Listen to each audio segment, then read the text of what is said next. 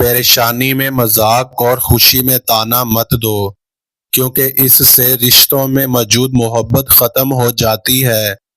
انسان کے جسم کا سب سے خوبصورت حصہ دل ہے۔ اگر یہی صاف نہ ہو تو چمکتا چہرہ کسی کام کا نہیں۔ 3 چیزیں ایمان کو تباہ کر دیتی ہیں۔ نمبر 1، امیروں کی محفل۔ نمبر 2، عورتوں کی محبت۔ نمبر 3، جاہلوں سے بحث۔ صورت اور سیرت میں سب سے بڑا فرق یہ ہے کہ صورت دھوکہ دیتی ہے جبکہ سیرت پہچان کرواتی ہے۔ اپنا کردار بنانے میں اتنا مشغول ہو جاؤ کہ دوسروں پر تنقید کرنے کا وقت ہی نہ ملے۔ ہمیشہ اپنی چھوٹی چھوٹی غلطیوں سے بچنے کی کوشش کرو، کیونکہ انسان پہاڑوں سے نہیں پتھروں سے ٹھوکر کھاتا ہے۔ اخلاق ایک دکان ہے اور زبان اس کا تالا ہے۔ تالا کھلتا ہے تو معلوم ہوتا ہے کہ دکان سونے کی ہے یا کوئلے کی۔ اگر کوئی تم سے پوچھے بتاؤ زندگی کیا ہے، تو تم ہتھیلی پر ذرا سی خاک رکھنا اور اسے اڑا دینا۔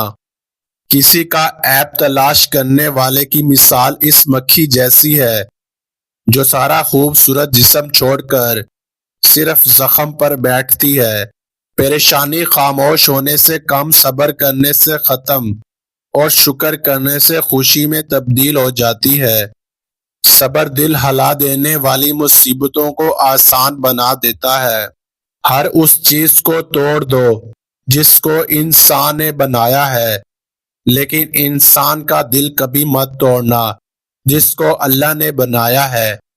اگر زندگی کو خوبصورت بنانا ہے تو سہنا سیکھو، نظر انداز کرنا سیکھو، خاموش رہنا سیکھو اور اکیلے جینا سیکھو۔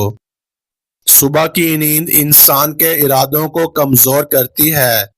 منزلوں کو حاصل کرنے والے کبھی دیر تک سویا نہیں کرتے۔ تمام تعریفیں اس ذات کے لیے ہیں کہ وہ جسے توڑے اسے کوئی جوڑ نہیں سکتا، اور جسے وہ جوڑے اسے سارے توڑنے والے مل کر توڑ نہیں سکتے۔ رزق کے پیچھے اپنا ایمان خراب مت کرو، کیونکہ رزق انسان کو ایسے تلاش کرتا ہے جیسے مرنے والے کو موت۔ استغفار اور درود شریف کی کثرت انسان کا مقدر بدل دیتی ہے۔ بہت سے انسان ایسے ہیں جنہیں زبان کی موت کی گھاٹ اتارا ہے۔ اور کبھی غم نہ کرنا کہ دنیا آپ کے ساتھ نہیں ہے، بلکہ خوش ہونا کہ دنیا کا مالک آپ کے ساتھ ہے۔